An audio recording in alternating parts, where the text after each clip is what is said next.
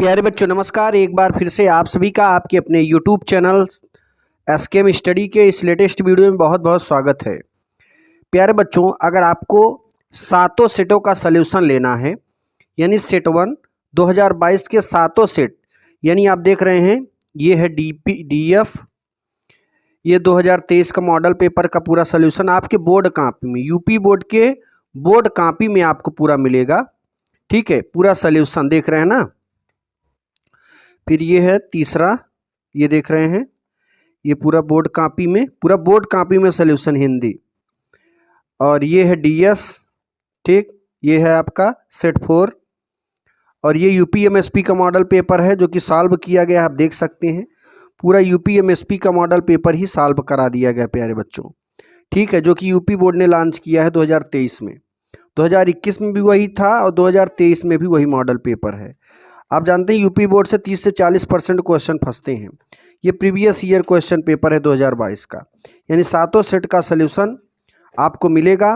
आपको क्या करना है, आपको इस व्हाट्सएप नंबर से बात करना है, आप कॉल भी कर सकते हैं। तो आपको हर सब्जेक्ट, ठीक है, हर सब्जेक्ट आपको 21 रुपये में 7 सेट मिलेगा मेरे प्यारे बच्चों। कितना सेट? 7 सेट मिलेगा। अगर इन सातों सेटों को आप पढ़ लेते हैं तो 90+ एकदम गारंटी है कि केवल आप 7 सेट पढ़ के जाइए। हमारे हर सब्जेक्ट, चाहे वो हिंदी हो, चाहे फिजिक्स हो, चाहे केमिस्ट्री हो, चाहे बायो हो, चाहे इंग्लिश, अभी मैथ का नहीं बना हुआ है, जैसे ही मैथ का मिल जाएगा वैसे ही बन जाएगा, आपको उसमें भी इसमें शामिल कर दिया जाएगा। ठीक है, अभी आपको अगर एक सब्जेक्ट लेना है 7 सेट, ठीक है, चाहे हिंदी चाहे इंग्लिश, तो आपको 21 रुपये परचेज देना पड़ेगा, पे करना पड़ेगा। हम आपको व्हाट्सएप पे इसका पूरा PDF दे देंगे और वीडियो सलूशन तो आप को इसके माध्यम से मिल ही रहा है। ठीक, तो जो भी होगा आपके साथ बहुत ही ज़बरदस्त चीज़ दिखाया जाएगा। तो चलिए शुरू करते हैं बिना किसी देरी के। और यहाँ पर अब हम एक नए मॉडल पेपर के साथ, एक नए प्रीवियस ईयर पेपर के साथ आ जाते हैं। इन सबको बाहर हटाते हैं और एक नया पेपर की शुरुआत करते हैं यहाँ पे, इस सेट 1। ठीक है, इस सेट 1 का पूरा सलूशन करते हैं इस वीडियो में। और यूपी बोर्ड का इकलौता चैनल यही है जो कि आपके लिए 100 के 100% पूरा का पूरा सलूशन प्रीवियस ईयर पेपर, चाहे वो 22 हो चाहे वो 21 हो। 21 में केवल 2 ही सेट हुए हैं। ठीक है, 2021 में केवल 2 ही सेट हुआ था, इसलिए आपको 2 सेट 21 का मिलेगा, फिर 20 का आपको 7 सेट मिलेंगे। ठीक, तो अभी 7 सेट के लिए 21 रुपये दे दीजिए हमारे व्हाट्सएप नंबर पर, गूगल, पेटीएम, किसी के माध्यम से। ठीक है, उसके बाद आप सातों सेटों का PDF पा सकते हैं विथ पेपर, ठीक, और विथ सल्यूशन, और उसकी तैयारी कर लीजिए। आप 90+ मिल जाएगा। बहुत ज़्यादा अमाउंट नहीं है, छोटा अमाउंट है, इसके माध्यम से आप परचेज कर सकते हैं। चलिए वीडियो को शुरू करते हैं। सबसे पहले आपको क्या करना है, जब एग्जाम में बैठोगे मेरे प्यारे बच्चों, तो इस तरीके से आपको एक बोर्ड कॉपी मिलेगी जो कि हम यहाँ पे दिखा दे रहे हैं। फिर आपको भरना कैसे है वो भी करा दे रहे हैं। ठीक है, सारी जानकारी यहाँ पे आपको मिल जाएगी, हर वीडियो में मिलेगी। देखो, इसमें आपको 6 पॉइंट भरने होते हैं, 1 2 3 4 5 6। ठीक, और इन 6 पॉइंटों को भरने के लिए आपके 10 अंक का रोल नंबर, देखो प्रीवियस ईयर पेपर भी दिखा देते हैं, ये पेपर है, 10 अंक का रोल नंबर होगा। ठीक, तो इसको साइड में रखते हैं। ये देखो, मान लो इंग्लिश का पेपर है तो 10 अंक का रोल नंबर होगा, और इन 10 अंक के रोल नंबर को आपको यहाँ पे कैसे भरना है, शब्दों में कैसे लिखना है, अंकों में कैसे लिखना है, विषय कैसे डालना है, प्रश्न पत्र, ये सारी चीज़ बता देते हैं। तो देखो, जब आप बोर्ड का एग्जाम दोगे तो एक कॉपी मिलेगी, और इस कॉपी को सॉल्व करते समय आपको सावधानियां क्या क्या रखनी है। ये देख रहे हैं पूरी कॉपी है आपकी, एकदम ब्लैंक कॉपी है, इसको फिलअप करना है। ठीक, अब चलिए फिलअप करते हैं। देखो, एक पहले से फिलअप करके मैंने रखा हुआ है, इसको थोड़ा जल्दी जल्दी बताते हैं ताकि आपका समय ज़्यादा ना लगे। अब 10 अंकों का रोल नंबर यहाँ पे मैंने भर दिया। उसके बाद शब्दों में 2 3 2 5 2 3 5 4 5 0 ऐसे लिख देना है।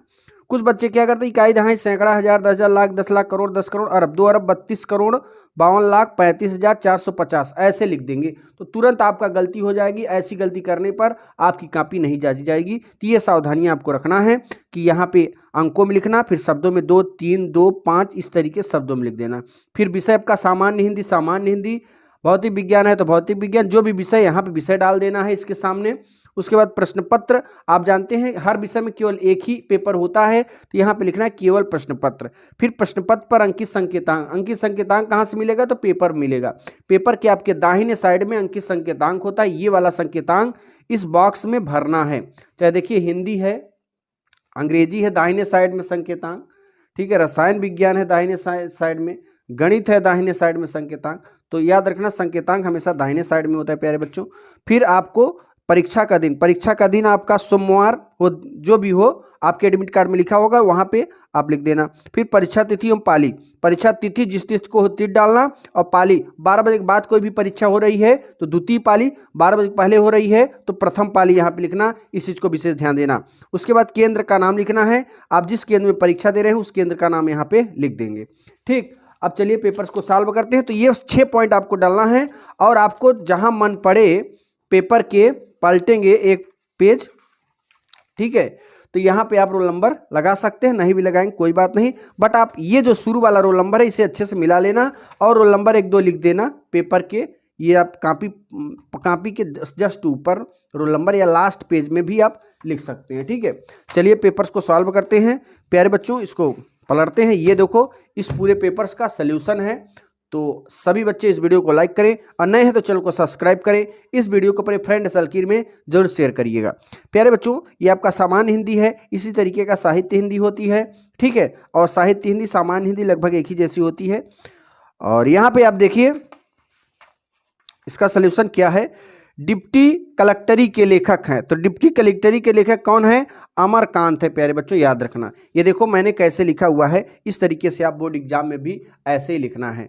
तो प्रश्नोत्तर संख्या 1 का का तीसरा सही है ना, देखो प्रश्नोत्तर संख्या 1 का ये यहाँ पे दूसरा सही है, तो यहाँ देखो 1 का दूसरा मैंने लिख दिया। आपको ये पूरा प्रश्न उतारने की जरूरत नहीं है, अगर आप प्रश्न उतारेंगे तो ज़्यादा समय वेस्ट होगा और आप 1-2 क्वेश्चन छोड़ के ही चले आएंगे। तो इस तरीके जैसे जैसे मैंने लिखा है ऐसी सावधानी आपको एग्जाम में देना है। अब देखिए आगे, ख नंबर, भारत की एकता के रचनाकार हैं। भारत की एकता के रचनाकार कौन है, याद रखना वासुदेव शरण अग्रवाल जी हैं। कौन है, वासुदेव शरण अग्रवाल। 1 का ख का चौथा ऑप्शन सही है, वासुदेव शरण अग्रवाल। ठीक है, आगे बढ़ेंगे। निम्नलिखित में से हजारी प्रसाद द्विवेदी की रचना, तो निम्नलिखित में से हजारी प्रसाद द्विवेदी की रचना किसने की, तो याद रखना कल्पलता ने की। किसने की थी, कल्पलता ने। यहाँ पर देखिए 1 का ग का तीसरा ऑप्शन सही है। ओके, तो स्क्रीनशॉट भी ले सकते हैं। फिर आप देखिए अगला प्यारे बच्चों, कल्पलता है। फिर आपका घ नंबर आ जाते हैं। निम्नलिखित में से प्रोफेसर जी सुंदर रेड्डी की रचना नहीं है, तो याद रखना धरती के पुत्र। धरती के पुत्र जो है प्रोफेसर जी सुंदर रेड्डी की रचना नहीं। 1 के घ का चौथा ऑप्शन सही है। अगले क्वेश्चन की ओर बढ़ेंगे मेरे प्यारे बच्चों, यहां पर जरा ध्यान देना।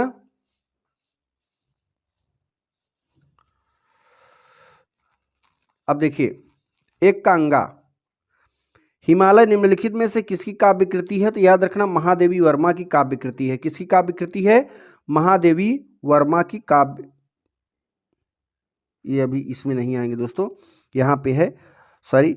आरोहण प्रमुख स्वामी जी के साथ मेरा आध्यात्मिक सफर, इस पुस्तक में किसमें, तो याद रखना डॉक्टर APJ अब्दुल कलाम द्वारा। यहाँ पे देखिए लिखा गया है 1 के अंगा का दूसरा ऑप्शन सही है। फिर आ जाते हैं दूसरे में। दूसरे में है निम्नलिखित में से अयोध्या सिंह उपाध्याय हरियोद्ध द्वारा लिखित महाकाव्यात्मक रचना है, तो किसके द्वारा है, वैदेही वनवास। वैदेही वनवास, याद रखना वैदेही वनवास। ठीक है, अब आगे देखिए दूसरे का ख। दूसरे का ख है निम्नलिखित में से मैथिली शरण गुप्त की रचना सिद्धराज है। किसका है दोस्तों, सिद्धराज। यहाँ पे दूसरे का ख का चौथा ऑप्शन सही है, पहला ऑप्शन सही है। ठीक है, पहला ऑप्शन सॉरी। अब देखिए अगला है दूसरे का ग। अज्ञेय जी को निम्नलिखित में से किस काव्य कृति पर ज्ञानपीठ पुरस्कार मिला था, तो याद रखना दोस्तों कितनी नावों में कितनी बार, इस पर जो है ज्ञानपीठ पुरस्कार मिला था। अब अगला है निम्नलिखित में से दिनकर की रचना। तो निम्नलिखित में से दिनकर की रचना कौन सी है? तो याद रखना परशुराम की प्रतीक्षा पर। ठीक है, परशुराम की प्रतीक्षा पर यहाँ पे देखिए लिखा है, दूसरे का घ का दूसरा ऑप्शन सही है। ठीक है, तो यहाँ पे आप स्क्रीनशॉट ले सकते हैं। आगे बढ़ेंगे, अगला क्वेश्चन है प्यारे बच्चों, जरा ध्यान देना। तीसरा नंबर है, एक और है इसमें, दूसरे का अंगा, हिमालय निम्नलिखित में से किसकी काव्य कृति है? तो महादेवी वर्मा की काव्य कृति है, दूसरे का अंगा का तीसरा ऑप्शन सही है। अब आ जाते हैं तीसरे नंबर में। तीसरे में दिए गए गद्यांश पर आधारित निम्नलिखित प्रश्नों के उत्तर दीजिए। तो गद्यांश में आपका यहाँ पे साहित्य कला नित्य, तो इस संदर्भ का, इस गद्यांश का हम पूरा लिखेंगे, संदर्भ जो भी होगा। ठीक है, तो यहाँ देखिए साहित्य कला नित्य, साहित्य कला डॉट डॉट डॉट आनंदित होता है। तो आनंदित होता है आपको दिखा देते हैं, यहाँ पर देखिए ये है, हाँ आनंदित होता है, पूरा अब तक लिखा है। ठीक है, यहाँ तक। अब आगे देखिए, अब यहाँ पे आपको क्या करना है प्यारे बच्चों, अब आपको यहाँ पे राष्ट्रीय जन अपने अपने मानसिक भावों को किस रूप से प्रकट करता है, ये इसका आंसर देना है, क ख ग घ ग अंगा तक। ठीक है, तो देखिए इसमें लिखा हुआ है राष्ट्रीय जन अपने अपने मानसिक भावों को किस रूप में प्रकट करता है। तो यहाँ है साहित्य कला नित्य अमोद प्रमोद अनेक रूप में राष्ट्रीय जन अपने अपने मानसिक भावों को प्रकट करता है। ओके, आगे देखिए, अब आ जाते हैं ख नंबर, संस्कृत के आनंद पक्ष को कौन स्वीकार करता है? तो याद रखना सहृदय व्यक्ति ही अपने संस्कृत के आनंद पक्ष को स्वीकार करते हुए उसमें उससे आनंदित होता है। ठीक है, फिर अगला है मानसिक और स्वास्थ्यकर शब्दों के अर्थ लिखिए। तो मानसिक और स्वास्थ्यकर शब्दों के अर्थ क्या है, जरा ध्यान देना, जो समस्त संसार में किसी न किसी रूप में विद्यमान है। आंतरिक आनंद वह है जिनके अनुभूत हमें अपने मन में होता है। ठीक है, मानसिक आनंदभूत और स्वास्थ्य व्यक्ति रूप हो। अब आगे देखिए, रेखांकित अंश की व्याख्या करना है। रेखांकित अंश की व्याख्या, तो यहाँ पे देखिए व्याख्या की गई है, कहाँ से कहाँ तक रेखांकित है, यद्यप से लेकर एक सूत्रता तक। ठीक, यद्यपि बाह्य रूप की दृष्टि से संकित के ये बाहरी लक्षण अनेक दिखाई पड़ते हैं, किंतु आंतरिक आनंद की दृष्टि में उनके एक सूत्रता है। जो व्यक्ति सहृदय है वह प्रत्येक संस्कृत के आनंद पक्ष को स्वीकार करता है। और ठीक, मतलब यहाँ से लेकर यहाँ तक उत्तर देना है। तो यहाँ पर देखिए लेखक कहते हैं कि एक ही राष्ट्र के भीतर अनेकानेक उप संस्कृतियाँ फलती फूलती हैं। इन संस्कृतियों के अनुयायी नाना प्रकार के अमोद प्रमोद में अपने हृदय के उल्लास को प्रकट किया करते हैं। साहित्य कला नृत्य गीत इत्यादि संस्कृत के विविध अंग हैं। इनका प्रस्तुतिकरण उस आनंद की भावना को व्यक्त करने के लिए किया जाता है जो संपूर्ण विश्व की आत्माओं में विद्यमान है। ठीक है, अब आगे देखिए, अंगा है उपर्युक्त गद्यांश के पाठ का शीर्षक और उसके लेखक का नाम। तो यहाँ पे प्रस्तुत गद्यावरण हमारी पाठ्य पुस्तक के गद्य भाग में संकलित एवं भारतीय संस्कृत की अध्येता डॉक्टर वासुदेव शरण अग्रवाल द्वारा लिखित राष्ट्र का स्वरूप शीर्षक निबंध से अवतरित है। तो इस तरीके से लिखना है। उसके बाद चौथे प्रश्न में आ जाएंगे, गद्यांश हो गया, अब आ जाएंगे पद्यांश में।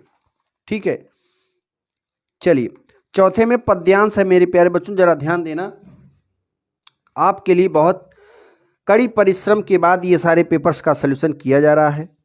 ठीक है, जो बच्चे परचेज करना चाहते हैं वो हमारे व्हाट्सअप नंबर जो मैंने अभी दिया है उस व्हाट्सअप नंबर पे जाके परचेज कर सकते हैं। ठीक है, ये व्हाट्सअप नंबर जो है इस पर परचेज कर सकते हैं। सारे सब्जेक्ट 7 सेट 21 रुपये में मिलेंगे हर सब्जेक्ट के। इस व्हाट्सअप नंबर पर संपर्क कर सकते हैं। अब आगे देखिए, दिए गए पद्यांश पर आधारित निम्नलिखित प्रश्नों के उत्तर दीजिए। ठीक है, तो यहाँ पर क्या होगा कि इसमें देखिए मैंने कौन सा सॉल्व किया है, यहाँ पे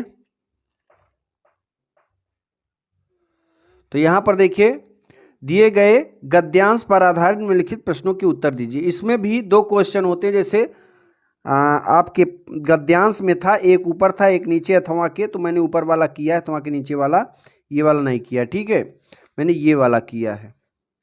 अब देखिए ऐसे ही चौथे में है, एक ऊपर है, तो ये वाला हम करेंगे, ये वाला नहीं करेंगे।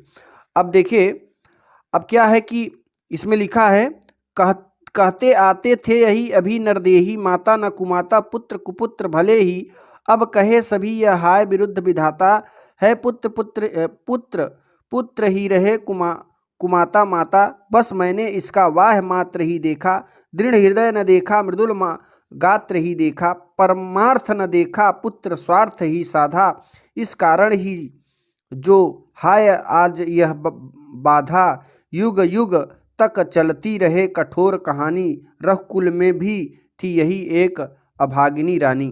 तो इसका देखो, इसका हमें क्या लिखना है, नरदेही अभी तक क्या कहते आ रहे थे, नरदेही। तो इसमें देखो चौथे का एक का नंबर क्या है, तो पद्यांश के अनुसार आज तक लोग यही कहते आए हैं कि पुत्र कुपुत्र हो सकता है पर माता कुमाता नहीं हो सकती, इसमें ये लिखा हुआ है, ठीक है। अब आगे देखिए, युग युग तक क्या कठोर कहानी चलती रहेगी, तो युग युग तक क्या कठोर, युग युग तक संसार में यह कठोर कहानी चलती रहेगी कि रघुकुल में एक अभागिनी रानी थी, ठीक है, रघुकुल में एक अभागिनी रानी थी। अब आइए ग नंबर में, गात्र तथा परमार्थ शब्दों का अर्थ लिखिए। गात्र तथा परमार्थ नर के शरीर वाले लोग, और परमार्थ का अर्थ पूरी दुनिया से हटकर जवाब देना, ठीक है, तो ये है। अब आगे देखिए, रेखांकित अंश की व्याख्या करना है। तो रेखांकित अंश की व्याख्या में कहाँ तक रेखांकित है, अब कहे सभी से लेकर कुमाता माता तक, कुमाता माता तक है। तो कैकेयी श्री राम से कहती हैं कि, जरा ध्यान देना, कहती हैं कि आज तक मनुष्य यही कहते आए थे कि पुत्र कितना ही दुष्ट क्यों न हो, परंतु माता उसके प्रति कभी भी दुर्भाव नहीं रखती।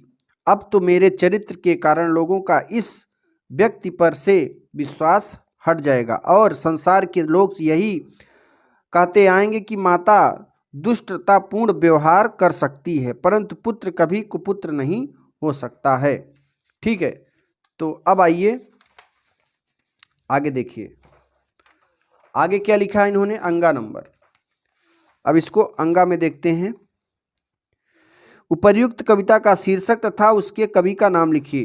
तो प्रस्तुत पद्यांश श्री मैथिली गुप्त, जरा मैथिली गुप्त द्वारा रचित साकेय महाकाव्य से हमारे पाठ्य पुस्तक के पद्य भाग में संकलित कैकेयी का अनुताप शीर्ष काव्यांश से उद्धृत है, ठीक है दोस्तों। अब आगे देखिए, अब आगे देखिए, यहाँ पे नेक्स्ट है 5 का क। 5 का क जरा ध्यान देना, 4 कंप्लीट हो गया, 5 में आ जाते हैं, ठीक है। 5 में, निम्नलिखित में से किसी एक लेखक का साहित्य परिचय देते हुए उनकी प्रमुख कृतियों का उल्लेख कीजिए। अधिकतम शब्द 80 शब्द लिखना है। तो मैंने तीसरा नंबर वासुदेव शरण अग्रवाल का लिखना है, 5 का तीसरा, ठीक है, यानी 5 के क का तीसरा नंबर हमें लिखना है वासुदेव शरण अग्रवाल, ठीक।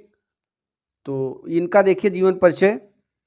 अब पढ़ें क्या हम, आप लोग पढ़े ही होंगे, तो स्क्रीनशॉट लीजिए। अब ज़्यादा पढ़ेंगे तो ज़्यादा समय लग जाएगा पूरा पढ़ने पर, हम क्वेश्चन का सलूशन आपको दिखा दे रहे हैं, ठीक। तो इस तरीके से आप स्क्रीनशॉट लेंगे, फिर आगे बढ़ेंगे। अब देखिए, ये तो लेखक हो गया, आप कवि का जीवन परिचय के बारे में देखते हैं। कवि के जीवन परिचय के बारे में जरा ध्यान देना। निम्नलिखित में से किसी एक कवि का साहित्य परिचय देते हुए उनकी प्रमुख कृतियों का उल्लेख कीजिए। अधिकतम शब्द 80 शब्द लिखना है, ठीक है। तो यहाँ पे अयोध्या सिंह उपाध्याय हरियोध्य, ख का 5वें का ख का दूसरा, 5वें का ख का पहला नंबर, यहाँ पे अयोध्या सिंह हरियोध्य, ये पूरी लिखी हुई है। आप 1 से 2 पेज में इसे लिखेंगे तो आपको 80 शब्द लिखना है, 5 अंक का है, ठीक। तो यहाँ पे इस तरीके से लिख सकते हैं। चलिए आगे बढ़ेंगे। 6 नंबर क्वेश्चन, 6 नंबर, ध्रुव तारा अथवा बहादुर कहानी का सारांश लिखिए। ठीक है, या फिर पंचलाइट अथवा बहादुर कहानी के उद्देश्य पर प्रकाश डालिए। तो इन दोनों में से आप कोई भी लिख सकते हैं। तो ध्रुव तारा मैंने यहाँ पे लिखा हुआ है। ठीक है, ध्रुव तारा के कहानी का सारांश पूरा यहाँ पे लिखा। कम से कम 2 पेज आप लिख सकते हैं, 1 पेज भी लिखेंगे तब भी कोई दिक्कत नहीं है। ओके, चलिए 7वें का क, 7वें का क, 7वें के क की बात करें, देखो 7वें का क में अगर आप प्रयागराज से हैं तो आपको क्या करना है, आलोक वृत्त लिखना है। क्या लिखना है, आलोक वृत्त। तो मैंने मुक्ति यज्ञ भी लिख दिया है, रश्मि रथ भी लिख दिया है, सत्य गीत भी लिख दिया है, त्याग पथ भी लिख दिया है। मैंने सारे च तक है तो च तक पूरा करवा दिया है। ठीक, तो देखो यहाँ पे ये नमक आंदोलन 7वें का क है, पूरा यहाँ पे लिखा गया है। ओके, फिर 7वें का ख ये पूरा लिखा गया है, 7वें का ग है। आप 2-3 पेज में इसे लिखना, मैं तो थोड़ा ही लिखा हूँ एक मॉडल के रूप में। आपको कितना में लिखना है, 3-4 पेज में लिखना, याद रखना। ओके, फिर आपको 7वें का ये अंगा है, फिर 7वें का ये क्या है, घ, ये याद रखना। ओके, अब आ जाते हैं 8वें नंबर में प्यारे बच्चों। 8th नंबर में जरा ध्यान देना। 8th नंबर में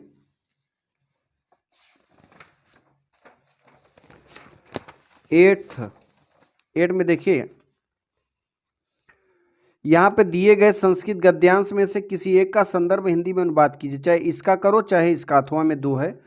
तो यहाँ पे हम इसका किए हैं। यहाँ देखिए, प्रस्तुत गद्यांश हमारी पाठ्य संस्कृत भाषा में संकलित आत्मज्ञ एवं सर्वज्ञ नामक पाठ से उद्गीत है।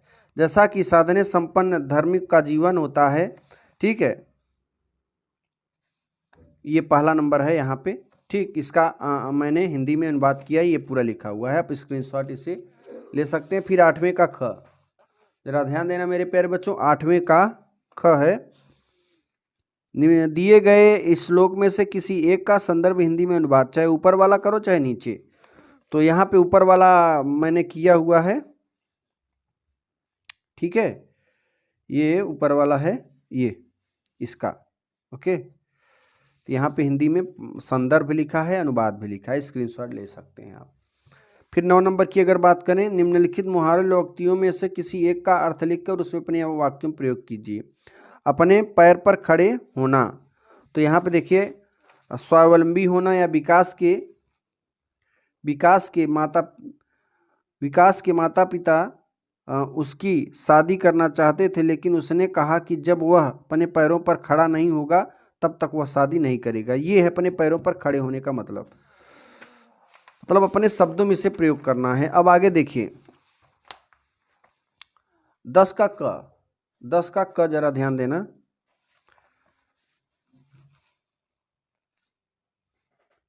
10 का क है, अंतरात्मा का सही संधि विच्छेद। तो अंतरात्मा का संधि विच्छेद है, 10 के पहले का अ नंबर है सही, यानी अंतधन आत्मा। ठीक है, यहाँ पे देखो आंसर लिखा है, ये आप स्क्रीनशॉट ले लें। फिर यहाँ पे हम समझाते हैं। 10 के क का पहला नंबर असही है।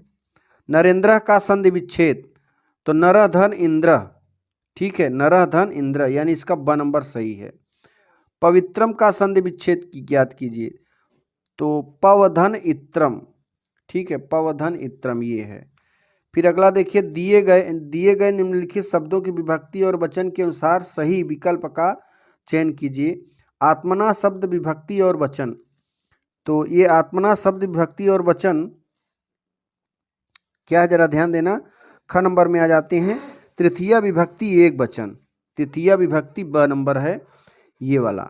ठीक, यहाँ पर देखिए लिखा हुआ है, 10 के ख का पहले का ब सही है।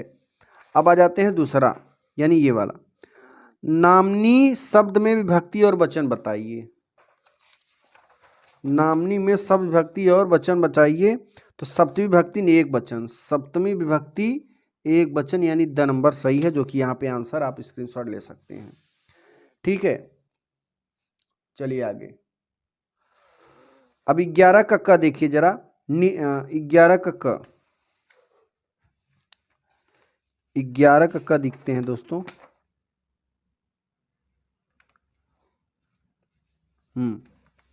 यहाँ पे है शब्द युग्म का सही अर्थ लिखिए, चयन करिए। अभय उभय, अभय उभय का मतलब है निडर और दोनों। ठीक है, निडर और दोनों, यानी स सही है। फिर है अंश अंशु, अंश अंशु का मतलब है भाग और सूर्य। अंश माने भाग होता है और अंशु माने सूर्य होता है। फिर है अगला क्वेश्चन, जरा ध्यान देना। निम्नलिखित शब्दों में से किसी एक शब्द के दो अर्थ लिखिए। तो यहाँ पे काला शब्द का अर्थ है समय मृत्यु। ठीक है, दो अर्थ है, समय या मृत्यु। काला शब्द कहते नहीं है ब्लैक डे, तो मृत्यु के समान होता है ब्लैक डे। 11 ग, 11 के ग की बात करें अगर, तो करा निम्नलिखित वाक्यों में से किसी एक शब्द का चयन करके लिखिए। अगणित का लिखिए। ठीक है, जिनकी गणना न की जा सके उसे हम अगणित कहते हैं। तो यहाँ पर देखिए अ लिखा हुआ है, पहले का अगणित। फिर दूसरा जंगल की आग, जंगल की दावाग्नि बोला जाता है, क्या बोला जाता है? स नंबर। यहाँ पर देखो लिखा हुआ है, ये है स नंबर दावाग्नि।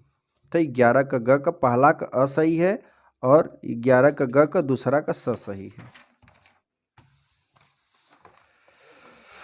फिर आगे देखिए मेरे प्यारे बच्चों,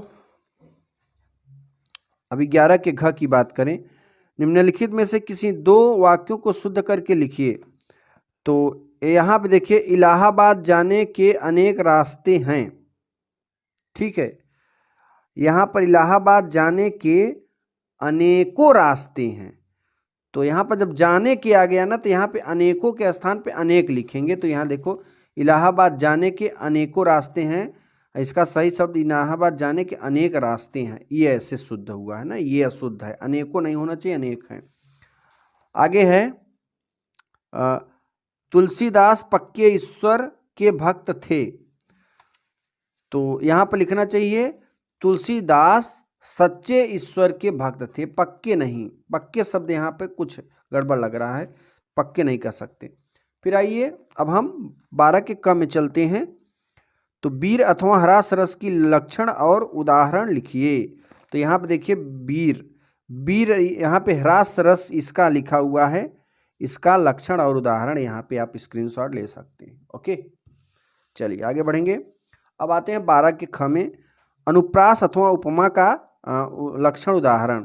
तो यहाँ पे अनुप्रास का लिखा हुआ है, पूरी डिफिनीशन और उसका उदाहरण। ठीक है, चलिए अब आगे पढ़ेंगे 12 के ग में, दोहा अथवा चौपाई छंद। तो यहाँ पे देखिए चौपाई छंद का पूरा डिफिनीशन और यहाँ पे पूरा उदाहरण सहित मात्रा सहित लगाया गया है। ओके, तो स्क्रीनशॉट आप ले सकते हैं पूरे पेपर्स का। चलिए दोस्तों, अब आ गए हैं, अब घड़ी आ गई है पेपर के एंड होने का। ठीक है, जरा सोचिए कि यहाँ के बताने में आधे घंटे आपका टाइम लग जा रहा है, तो आपको पेपर थोड़ा फास्ट करना पड़ेगा। 13 नंबर क्वेश्चन है, ये 12 है, ये 13 है। ठीक है, ये 14 है। चलिए 13 नंबर, किसी विद्यालय के प्रबंधक के नाम प्रवक्ता पद अपनी नियुक्ति हेतु एक आवेदन पत्र लिखिए। ठीक है, या फिर होजरी की दुकान खोलने के लिए बैंक से शाखा प्रबंधक को आवेदन पत्र लिखना है। तो यहाँ पर ये बैंक प्रबंधक पूरा लिखा हुआ है। खाता खोलने के लिए किस तरीके से बैंक में आप जाएंगे, आप खाता खुलवाएंगे, तो वहाँ पर एक आपको पत्र लिखना होता है, आवेदन पत्र। ओके, इस तरीके से यहाँ भी है कुछ लिखने के लिए। फिर आप जाइए 14 नंबर में। 14 नंबर में आपको निम्नलिखित विषयों में से किसी एक पर अपनी भाषा शैली में निबंध लिखना है। तो यहाँ पे भ्रष्टाचार पर निबंध मैंने लिखा हुआ है। अब निबंध हमेशा 9 नंबर का होता है दोस्तों, तो याद रखना 3 पेज जरूर लिखना है। आप कितने पेज? 3 पेज। 14 नंबर प्रस्तावना। ठीक, बाकायदे 3 पेज आपको जरूर लिखना है, इस चीज़ पर विशेष ध्यान देना। मैंने तो 2 ही पेज लिखा, बट आपको 3 पेज लिखना है। ठीक, तो इस तरीके से इस पूरे पेपर्स का सल्यूशन है। अगर आप हमारे हिंदी के सातों सेट, बायो के सातों सेट, इंग्लिश के सातों सेट, ठीक है, और मतलब आपको जो भी सब्जेक्ट चाहिए, हिंदी, फिजिक्स, केमिस्ट्री, बायो के सातों सेट अगर आपको चाहिए तो इस व्हाट्सएप नंबर पे संपर्क करें। आपको हर सब्जेक्ट के 7 सेट मिलेंगे, 21 रुपये पे करना पड़ेगा। ठीक है, तो ऐसे वीडियो पाने के लिए इस चैनल से जुड़े, इस चैनल को सब्सक्राइब करें। अगले वीडियो में फिर मिलेंगे, तब तक के लिए जय हिंद, जय भारत, वंदे मातरम।